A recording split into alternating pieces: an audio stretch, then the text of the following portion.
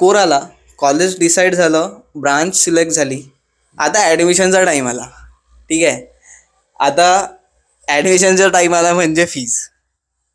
आता आपण डिस्कस केलं की मी हंबल बॅकग्राऊंडमधून येतो आणि एक प्रोफेशनल एज्युकेशनची फीज काय असते तो we are aware of that, right. So सांगायचा अर्थ असा की मी अफोर्ड नाही करू शकत होतो. देन मी गेलो सरांपाशी आणि सर काय करायचं. ॲडमिशन घेतली, कॉलेज झालं, कॉलेज लागलं, सिलेक्ट झालो, ब्रांच भेटली आणि या पर्टिक्युलर पॉईंटवर असा विचार आलाय की आता फीजचं काय करायचं. डेफिनेटली तुम्ही फीज नाही भरणार तर ॲडमिशन कशी होणार. बट पहिलं वर्ष आम्ही कसं मॅनेज केलं, प्रिन्सिपल सरांशी बोलणं झालं. सरांना म्हटलं सर फीज इन्स्टॉलमेंटमध्ये देणार. पहिली स्टेप हे झाली आपली. आता फीज आपली सध्याच्या पॉईंटला आपल्याला अर्धीच द्यायची आहे. ठीक आहे. ताही कशी तरी मित्रांना मॅनेज करून दुर्गेश सरांनाच मागितली होती पहिली इन्स्टॉलमेंट. तर अशी कशी तरी आपण मॅनेज केली, पहिली इन्स्टॉलमेंट भरली आणि ॲडमिशन घेतली. ठीक आहे. ॲडमिशन झाली. पण आता आम्ही बसलो आहे आणि विचार करतोय की 4 वर्षाचं काय. ठीक आहे. ठीक आहे, फीज तर एक फॅक्टर आहे, आणखी पण एक्सपेन्सेस असतात. ठीक आहे. जसं की हॉस्टेलचं मेंटेनन्स देणं आहे. होप सो की मला हॉस्टेलचं जे बाहेर रूम करून राहतात त्यांना मंथली 6,000 तर खर्च असतोच. मी ॲटलिस्ट व्हॅल्यू सांगितली आहे तुम्हाला. ठीक आहे. ते डिपेंड करते इंडिव्हिज्युअलवर. सो हा जो सगळा एक्सपेन्स आहे हा मॅनेज कसा करायचा, हा खूप मोठा एक प्रश्न होता तेव्हा. देन सरांपाशी गेलो. सरांनी म्हटलं की चिंता करू नको, स्कॉलरशिप प्रोग्राम्स असतात. आणि खूप फॉर्च्युनेट होतो मी की एक गव्हर्नमेंट कॉलेज चूज केलं, because scholarship programs mainly approaches government colleges and that too reputed government colleges. Okay. So सरांनी एक्सप्लेन केला कोणत्या कोणत्या स्कॉलरशिप असतात. आणि एक लाईन मला आजही आठवते, सरांनी म्हटलं होतं की तुझ्या पेनापासूनचा जो खर्च आहे ती स्कॉलरशिप प्रोग्राम उचलते. पर्टिक्युलर कंपनीज येतात, त्या स्पॉन्सर करतात बेसिकली. ते एक डोक्यामध्ये असं हिट होऊन गेलं. पेनापासूनचा खर्च आपला होणार आहे 4 वर्षाच्या, 4 वर्ष आपले स्मूथ जाणार आहे कुठेतरी. देन एक मोठे सरांना एक न विचार करता एकदम पहिला प्रश्न आला, सर अप्लाय कसं करायचं. ठीक आहे. तर सर म्हणे तू जसा आता कॉलेज वगैरेचे ग्रुप बनले असणार, थोडा ॲक्टिव्ह राहा. Active in the sense message वाच, जे इम्पॉर्टंट आहे ते कुठेतरी हायलाईट करून ठेव. देन कॉलेजचे ग्रुप्स बनतात. फर्स्ट इयर झालं, ग्रुप बनले, ऑफिशियल ग्रुप्स बनले. देन त्यावर नोटिफिकेशन येते सिनियर स्कॉलरशिप प्रोग्राम्स. आणि माझे जे सोमवारच्या बॅचचे स्टुडंट्स होते, म्हणजे सिनियर्स माझे, त्यांनी पण एक अवेअरनेस प्रोग्राम अरेंज केला होता स्कॉलरशिप प्रोग्राम्सबद्दल. सो हे म्हणजे एन्व्हायरमेंट कसं मॅटर करते हे मी तुम्हाला सांगतोय की मला सिनियर्सकडून पण माहिती पडलं. डेफिनेटली मला एक आयडिया होता की स्कॉलरशिप प्रोग्राम्स असतात, बट तुमच्यापर्यंत ती ऑपॉर्च्युनिटी आली पाहिजे ना. तुम्ही अप्लायच नाही करणार, देन सिलेक्शन प्रोसेस तर खूप दूरची गोष्ट आहे. ठीक आहे. सो फर्स्ट अँड सेकंड इयरला ह्या स्कॉलरशिप प्रोग्राम जास्त अप्रोच करतात मेनली. आणि या स्कॉलरशिप प्रोग्राम्स तुमच्या 4 इयर्ससाठी असतात. खूप इम्पॉर्टंट गोष्ट आहे. आणि मी ज्या पर्टिक्युलर स्कॉलरशिप प्रोग्रामला अप्लाय केलं होतं ती Siemens scholarship program, the best scholarship program for the engineering students. Siemens scholarship program तुम्ही गुगल करू शकता, आणखी इन्फॉर्मेशन तुम्हाला जर पाहिजे असेल तर. आता स्कॉलरशिप प्रोग्राम्स आहे, आपण सिलेक्शन प्रोग्राम प्रोसेसवर येऊ. बट आधी आपण सांगू की कोणत्या कोणत्या स्कॉलरशिप प्रोग्राम्स असतात. फर्स्ट इयरला सिमेन्स आहे, रिलायन्स इंडस्ट्रीजची स्कॉलरशिप प्रोग्राम येतो, लीला पुनवाला.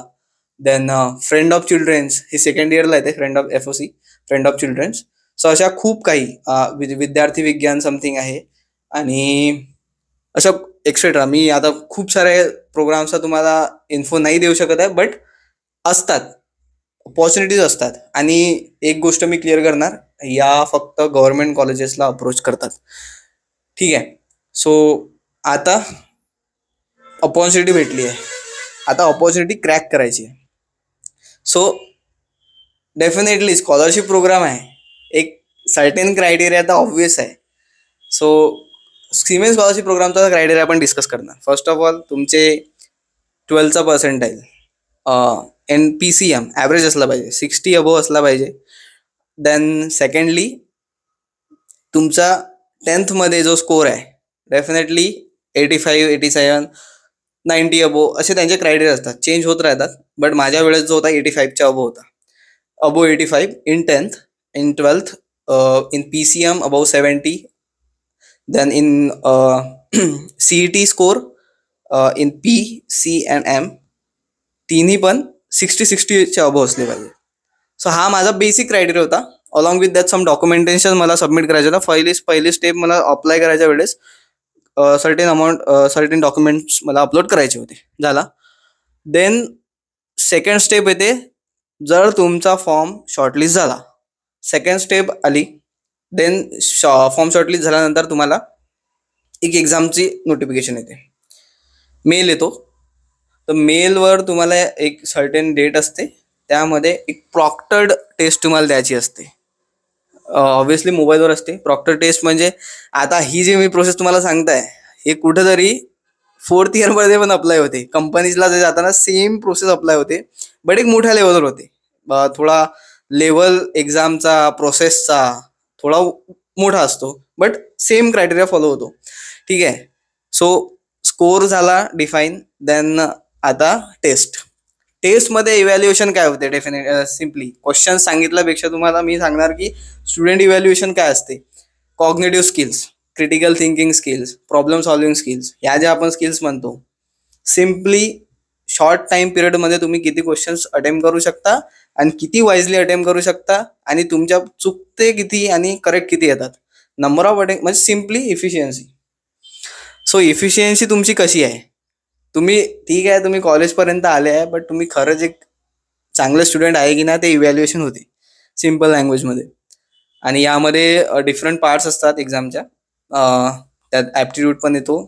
ॲप्टिट्यूड तो वेगळ्या लेवलचा असतो, कॉग्निटिव्ह स्किल्स वेगळ्या लेवलचे असतात. म्हणजे क्वेश्चन थोडे तुम्हाला कुठंच गुगल वगैरेवर भेटणार नाही. जर तुम्ही फाइंड आउट करसाल की सिमेन स्कॉलरशिप प्रोग्रामचे क्वेश्चन्स काय असणार, कुठंच भेटणार नाही. म्हणजे सांगायचा अर्थ असा, त्यांचे ते वेगळे डिझाईन असतात आणि सगळं कॉपीराईट कंटेंट असतो, म्हणून कुठंच तुम्हाला तो भेटणार नाही. देन झाला, टेस्ट दिली मी. होपफुली फॉर्च्युनेटली मी शॉर्टलिस्ट झालो टेस्ट नंतर. Then first level of interview, आणि या सगळ्या प्रोसेसला 3 ते 4 महिने लागतात. फर्स्ट लेवल ऑफ इंटरव्ह्यूमध्ये माझा टेक्निकल इंटरव्ह्यू होता. मायक्रोसॉफ्ट टीम्समध्ये एक स्पेशल रूम्स असतात, आणि ह्या सगळे इंटरव्ह्यूज वगैरे व्हर्च्युअल होते. मायक्रोसॉफ्ट टीम्समध्ये तो इंटरव्ह्यू झाला. आजही मी रिमेंबर करतो की माझ्या ट्युशनच्या हॉल जो होता तो खाली झाल्यानंतर माझा इंटरव्ह्यू दिला होता. रात्री मी 6ला बसलो, माझी वेळ वाट पाहता तर रात्री बहुतेक 7:45ला माझा नंबर लागला, आणि तेव्हा मी माझा इंटरव्ह्यू दिला. आणि फर्स्ट क्वेश्चन जो मला विचारला गेला होता की what is the statement of Ohm's law. हा क्वेश्चन, आता तुम्ही म्हणसान एवढा बेसिक क्वेश्चन कसा विचारला, बट स्टेटमेंटमधली जर तुमचा स्टेटमेंट आहे, जर तुम्ही खरंच अभ्यास केला असेल तर स्टेटमेंटमध्ये एक लाईन येते, सर्टेन कॉन्स्टंट म्हणून, टेम्परेचर, कीपिंग टेम्परेचर कॉन्स्टंट, एक लाईन येते ओम्स लॉमध्ये. तर त्यांनी म्हटलं हे असंच का. ठीक आहे, स्टेटमेंट तुम्ही सांगितलं, देन तो क्वेश्चन अराईज झाला की असंच का. बट ठीक आहे, मी वॅरी केलं फॉर एक्झाम्पल, आणि डेफिनेटली इंटरव्ह्यू इंग्लिशमध्येच होतात. सो हे कुठेतरी डिस्क्राईब करायचं होतं की बाय टेम्परेचर कॉन्स्टंट का, एन्व्हायरमेंटल कंडिशनचा इम्पॅक्ट काय होतो एक्झॅक्टली. तर हे यासाठी तुम्हाला काय वाटतं, तुम्ही अभ्यास कोणत्या प्रकारचा केला आहे तो डिफाईन होतो. असंच मग लोकोमोटिव्हमध्ये कोणती मोटर यूज होते, असं तसं, असे सेम हे 1-2 क्वेश्चन मी सांगतोय, असे खूप सारे क्वेश्चन्स होते. आणि तुम्हाला इट सीम्स सिम्पल, बट त्यांचा पर्स्पेक्टिव्ह आणि आपला पर्स्पेक्टिव्ह. आणि एक गोष्ट म्हणजे हे जे इंटरव्ह्यूज किंवा इव्हॅल्युएशन, जे इंडस्ट्री लेवलचं इव्हॅल्युएशन होते, ते करेक्ट राईट रॉंगच्या पलीकडे जाऊन ते पर्स्पेक्टिव्ह ॲनालिसिस करतात. सिम्पल, तुम्हाला माहिती आहे, तुम्ही अभ्यास केला आहे, तुम्हाला ॲन्सर येते, बट तुमचा पर्स्पेक्टिव्ह काय ॲन्सर बद्दल, कन्सेप्च्युअली तुम्ही किती मॅच्युअर आहे, हे इव्हॅल्युएशन ते करतात. राईट रॉंग असं ते इव्हॅल्युएट नाही करत, बट तुमचा पर्स्पेक्टिव्ह त्या ॲन्सर बद्दल काय होता तो इव्हॅल्युएट करतात. आणि असे खूप सारे क्वेश्चन चालले. जवळपास 25 to 27 मिनिट माझा तो इंटरव्ह्यू चालला होता. अं, आणि झाला इंटरव्ह्यू झाला. एक स्ट्रेसफुल एन्व्हायरमेंट आला. कुठेतरी असं वाटत होतं की होणार की नाही होणार. अँसर दिले. आणि आणखी एक क्वेश्चन होता, third law, Newton third law आला, की तो वेगळ्या वेगळ्या कंडिशन्समध्ये अप्लाय करायला लावला होता. इथं अप्लाय होणार का, इथं इम्पॅक्ट का ना. जसं की आता मी बॉल घेतला आणि वॉलला मारला, ठीक आहे. हा इम्पॅक्ट आणि पाण्यात फेकला, हा पाण्यात बुडला, तर मग यामध्ये ओम्सला लागणार, सॉरी, न्यूटन्स थर्डला लागला की नाही लागला, डिफरन्स काय आहे, difference in terms of technical perspective काय आहे. तर असे क्वेश्चन्स होते ते. हा मला आता आठवला म्हणून तुम्हाला सांगितलं. सो असा तो इव्हॅल्युएशन झाला, फर्स्ट लेवल ऑफ इंटरव्ह्यू. ठीक आहे. समहाव मला कॉल येते, यावेळेला मेल नाही आला, कॉल आला डायरेक्ट, की तुम्ही शॉर्टलिस्ट झाले आहे, बट आणखी एक नेक्स्ट लेवल ऑफ इंटरव्ह्यू होणार. बट या नेक्स्ट लेवल ऑफ इंटरव्ह्यूमध्ये जे आपण जेव्हा तुम्ही कॅम्पस प्लेसमेंट मध्ये जाणार तेव्हा HR राऊंड येते. सो तो माझा HR राऊंड होता समजा. तिथं कम्युनिकेशन झालं, एक फॉर्मल कम्युनिकेशन झालं, पर्सनॅलिटी इव्हॅल्युएशन झाल्यानंतर ते एक फॉर्मल कम्युनिकेशन झालं. देन 1 महिन्यानंतर रिझल्ट आला की तुम्ही सिलेक्टेड आहे. So this is how I got into Siemens scholarship programme.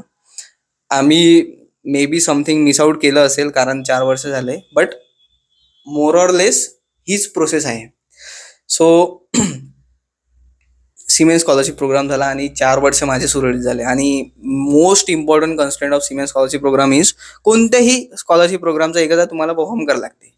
आणि परफॉर्म इन द सेन्स, तुम्हाला त्यांचं पोर्टल असते, एक स्टुडंट ID बनते, तुम्हाला सेमिस्टरनुसार इयरली तुम्हाला तुमचे रिझल्ट अपलोड करावे लागतात, तुमच्या अचिव्हमेंट सांगावे लागतात. आणि त्यांचे ट्रेनिंग प्रोग्राम्स नंतर होतात, सेकंड इयर थर्ड इयर, त्यावर पण आपण येऊ. बट ठीक आहे. आता परफॉर्म कसं, सगळ्यात मोठा कन्स्ट्रेंट सिमेन्स स्कॉलरशिप प्रोग्रामचा असा होता की तुम्ही you cannot have any backlog and yearly you have to earn it. जर तुम्हाला फर्स्ट इयरला भेटला, you are into the program, असं नाही की तुम्ही 4 वर्ष राहणारच, नो मॅटर वॉट, तुम्हाला ते अचीव करावं लागणार दरवर्षी. सो अचीव कसं करणार, एक लेवल ऑफ CGPA मेंटेन करायचं आहे.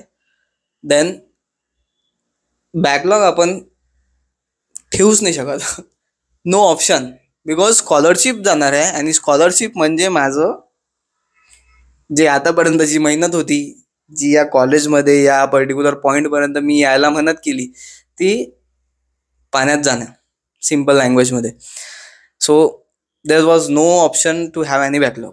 मेहनत केली, हार्डवर्क पेड ऑफ, आणि hopefully fortunately I didn't get any backlog till my 4th year. Till in the sense की completion of my BTech. Throughout my BTech I didn't get any backlog. So असं इथपर्यंत आपला journey झाला. Then